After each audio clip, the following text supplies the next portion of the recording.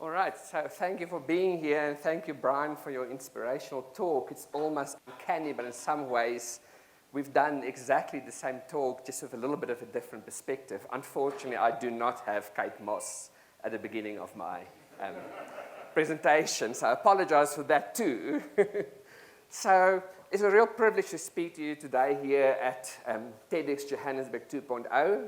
I'm a passionate ambassador of Johannesburg, but specifically of what I call Joburg City, which is the inner city that I refer to.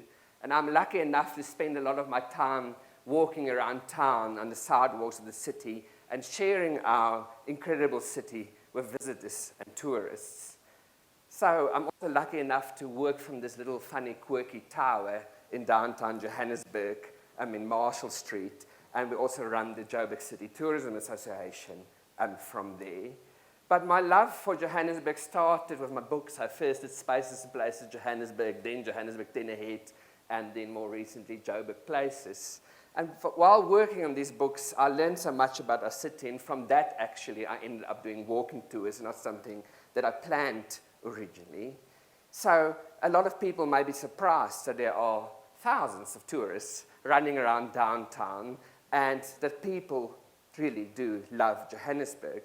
So the topic for my talk today is Joburg City, Optimistic Indicator of South Africa's Future.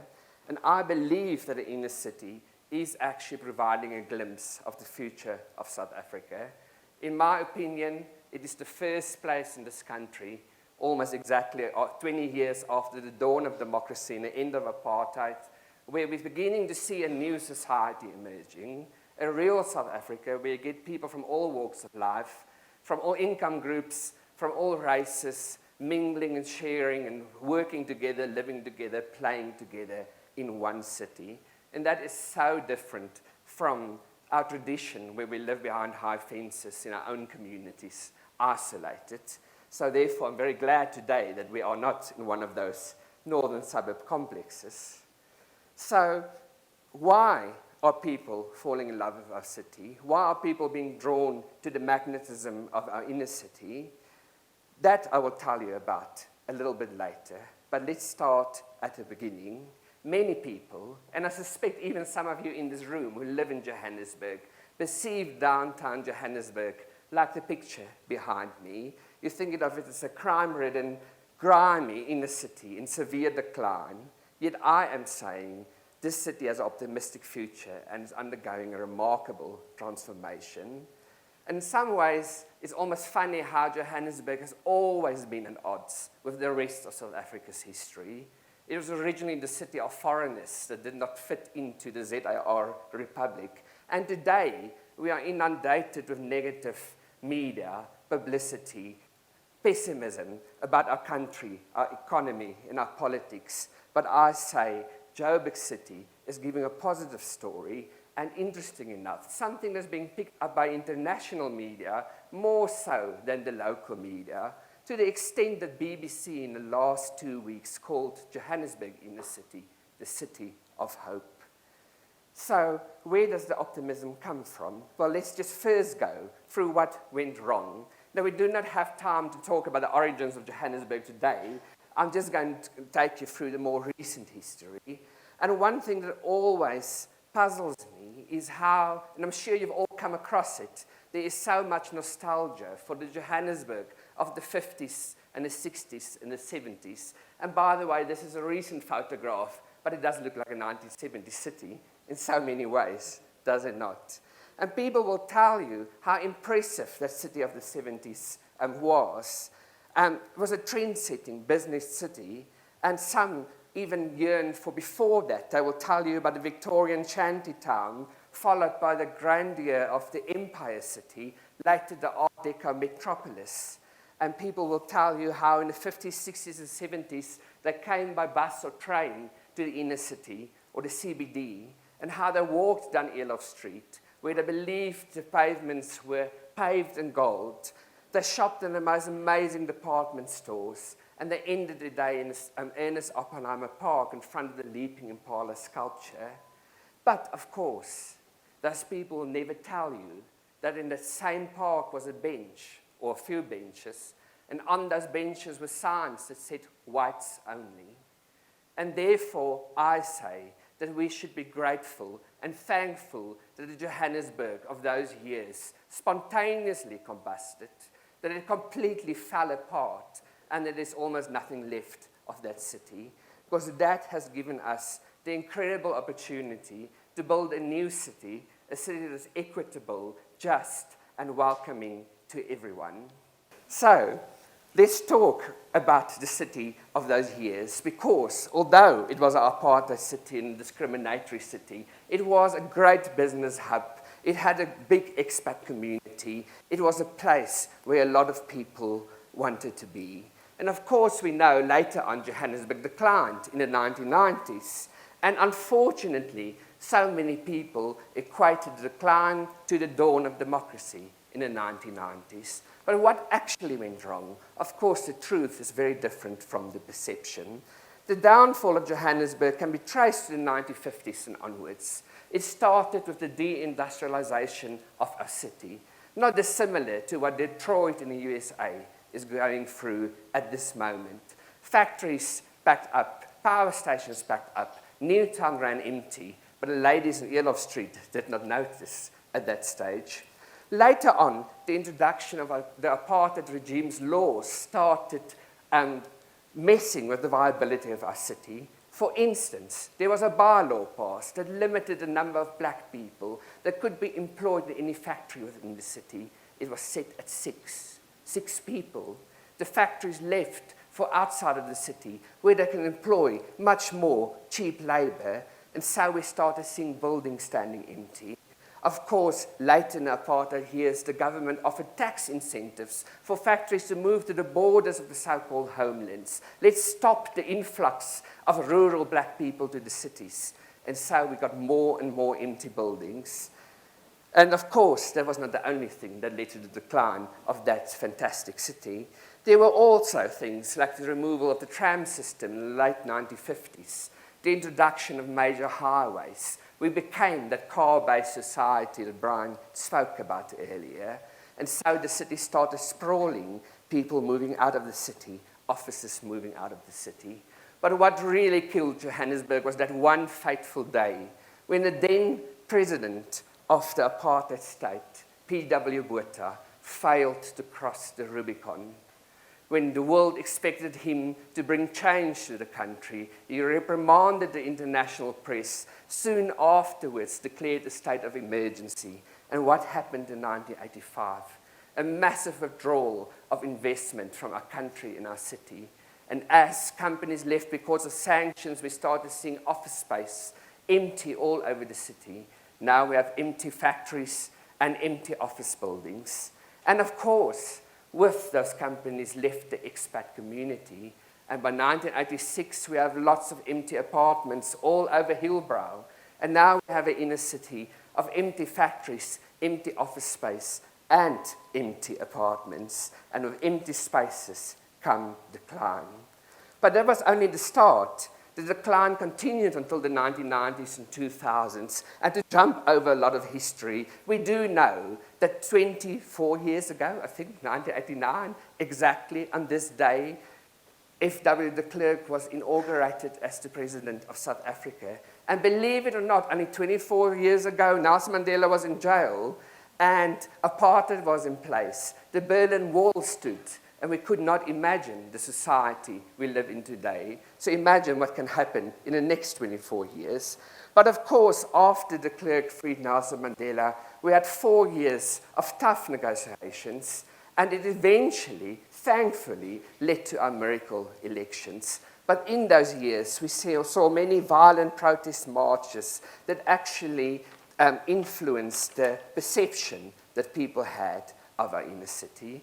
So after Nelson Mandela was inaugurated in 1994, the city was in severe decline already. And once he went on his world tour and he invited people to come and reinvest in our country, everybody was too damn scared to return to a city that was dirty and crimey. And so the city continued to decline until about the year 2000. And then we saw a major shift when first private sector developers started getting involved in public spaces like Gandhi Square, then still called Van der Bijl Square, upgrading common spaces in the city. Of course, in 2001, the then new City of Johannesburg municipality launched the Johannesburg Development Agency, and they were tasked with inner city regeneration, and they had a very simple philosophy. They could not afford to upgrade 800 hijacked buildings. But what could they do? They could actually invest in public space. And so we saw very ambitious projects. Nelson Mandela Bridge, Constitution Hill, Kerk Street Mall, which followed much later, Main Street Mall, which Brian spoke about, Anglo-American Campus, Fashion Capital, just some examples of fantastic public space investments, both by the city and by the private sector, that actually brought change to our city. And what was the result of all of this? By 2007, only 6 years ago, we all of a sudden saw another shift when private sector property developers got majorly involved in converting empty office buildings and empty industrial spaces into residential spaces. And you may not realize, but in the last couple of years, 6, 7 years, between 50 and 60,000 new apartments have been created in downtown Johannesburg. And in a visionary decision, the private sector and the city council decided together not to make the mistake of only investing in beautiful penthouse apartments, although I'm still looking for my penthouse. They decided to invest in affordable rental apartments, and therefore most of those apartments rent out for between 2,500 and 5,500 rand a month. And what has happened? We've seen many buildings coming on stream. That is Greatermans, South Point, Harmony Girls, Maboneng, just to mention a few. But what has happened? People have moved into these apartments, and they work in mid-level, corporate, retail in the city that brought buying power back to the streets. They walk down Main Street Mall in Kerk Street. They shop, and we have a new emerging economy in the city. So, if you did not know it, the vacancy rate for residential property within inner city Johannesburg today is the historic all-time low of 1%. So if you haven't bought a flat yet, it's almost too late, but go out and look for one. It also means that over 100,000 economically active employed people have moved into the city, and we have over 400,000 people living in the city today in total. But it was not only that has changed our city. Another major shift happened in the last 3 or 4 years when we saw public transport being introduced to downtown. There is the Railway system, there is the Gautrain system, and both of those have made it easier to go around. But then maybe the thing that has made it more noticeable in terms of urban regeneration was the introduction of public art into the city. Fantastic artworks telling the stories of the people in Johannesburg. And again, it was important to achieve this because the apartheid city denied the stories of most of the people who live in our city. And there we have the beautiful Albertina and Walter Sisulu sculpture, Brenda Fassie, Kippies, the Eland, which you all know. And so the city was transformed. But maybe the most important shift happened in 2010, without us really realizing, but the World Cup certainly brought good news to Johannesburg. But then we started seeing trendy neighborhoods appearing, rooftop venues, that is landlords. And a remarkable thing happened when the Brazilian delegation phoned Match, the official accommodation providers, and said they do not want to live in Sandton like they did for the Confed Cup. They want to be in the real city, where real South Africans are, where the real things happen, where all the excitement is.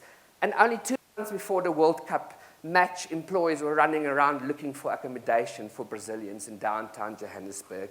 And thankfully, South Point was busy converting many buildings into student accommodation, and so we saw many Brazilians staying in the city for the World Cup.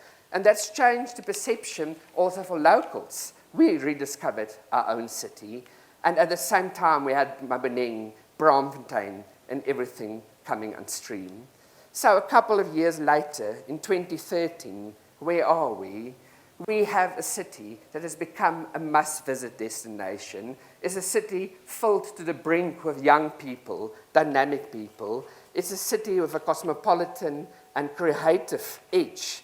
Importantly, it's a city with a massive student population. Between UJ and Wits, we have thousands and thousands of students living in the city today, and they have brought a new optimism to our city. Of course, Johannesburg is also the city of entrepreneurs and migrants, and you only have to go to Little Addis, the Ethiopian quarter, to see entrepreneurship in this best practice. But really, what Johannesburg has and makes it a unique city is its creative industries and the stories that we have to tell. And I think for once we have to admit that we are not a maths and science culture. Yes, we do have fantastic scientists, and we created some digital laser the other day. But by and large,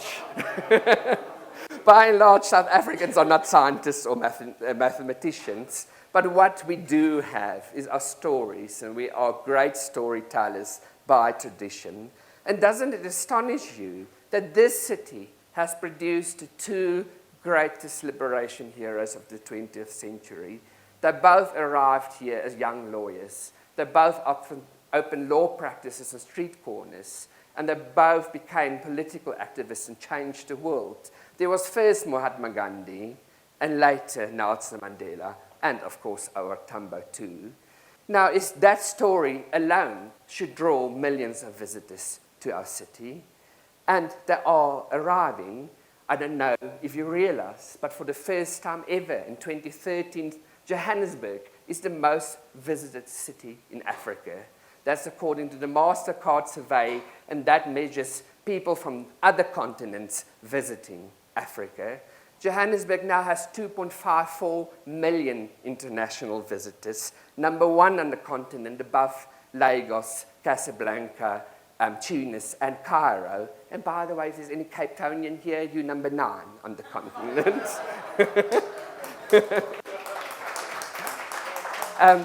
Astonishingly so, the growth in international visitors from 2009 to 2013 has been 53%, and that puts Johannesburg in the top 20 fastest growing cities in the world by visitor numbers. So why are people flocking here, and why are we not showing them our inner city as our greatest destination? Just to confirm that Stats SA figures show very much the same. There are actually 3.4 million international visitors coming through our Tambo International, but 2.5 million of those are from overseas. So my question is, we bring the people to Johannesburg, but why do we scare the hell out of them, if I can put it like that? Why do we tell them to stay in their hotels in Sandton and not walk around and not explore and not discover our incredible diversity, our fantastic weather? Again, for Cape Town, that comment is.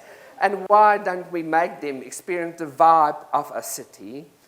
And that is what we need to do, because we offer an authentic city, as Brian has pointed out, a city that people should want to be in. Imagine if we bring these 2.5 million tourists to our inner city. Imagine if we make them all walk the streets of the city. Imagine if we grow that by 250,000 people a year, which is only 10%. Imagine what it can do for our city. And if you think there's nothing to see in our city, I will just take you through a few pictures. But of course, we have fantastic ballet theaters, incredible coffee shops, authentic restaurants with traditional food from all over the continent. We have incredible food markets. We have fantastic art galleries. That space still takes my breath away. It was a BP garage just the other day. Now it's WAM, Wits Art Museum. We have events venues and museums. That's Sibona, an events venue that's world class. Turban Hall won the World Caterer of the Year award in Las Vegas this year. We have architecture that is mind-blowing. We have rooftops with fantastic views. We have bars and shebeens. We have cinemas and beautiful inner-city hotels. We have penthouses, which I can't afford to live in. And we have beautiful public spaces. So, what does the future hold for Johannesburg? Well, it's my hope that tourism will become the driver of change in our city, because that will grow entrepreneurship and bring new business and opportunities for our people, and it will address the challenges faced by people living in our inner city. So what is needed to make tourism, my tourism dream, a reality, is actually quite simple. All we need to do is to continue making the city great. The city and public sector must continue to invest in the quality of the public environment, and so must the private sector.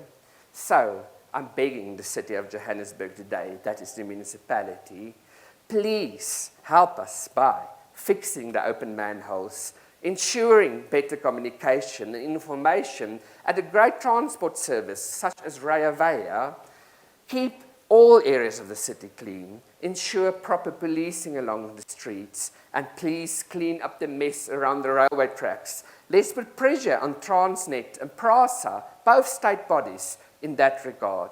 Let's ensure that the provincial government releases the empty derelict buildings in their failed Kopanong precinct so that they can be upgraded. Let's sell them off to people who want to upgrade them. Then we will create a city that everybody wants to come and live in, a truly cosmopolitan place where a new kind of society can emerge and where visitors will flock to in order to enjoy the vibe.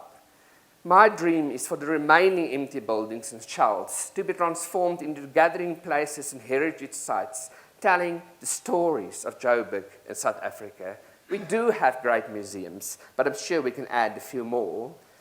My dream is of a compact, easily walkable city with great public transport, and a lot of that is already in place. In certain cases, it just needs a little bit more careful management, and again, I mentioned that to Rea Vaya.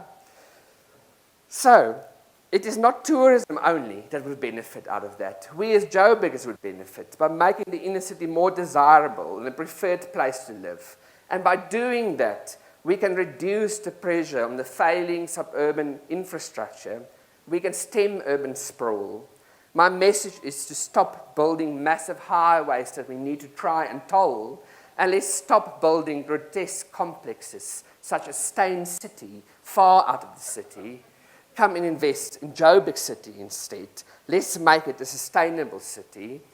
I beg the local authorities to continue the rollout of Rea Vaya, but to improve their communications, as the PR of that system has been disastrous. I beg the city to continue investing in public space. And then in closing, a few personal dreams. I think we should start by closing the motor car lanes running parallel to the Rea Vaya bus lanes in the inner city and turn these into tree-lined cycle lanes. Imagine how that would transform the city. It would be beautiful, it would be easy to get around, and we can all go and cycle in what is actually a flat city. So, I beg each and every one of you to invest in our inner city and let us grow a new society in the process. Let's tell our stories. Thank you.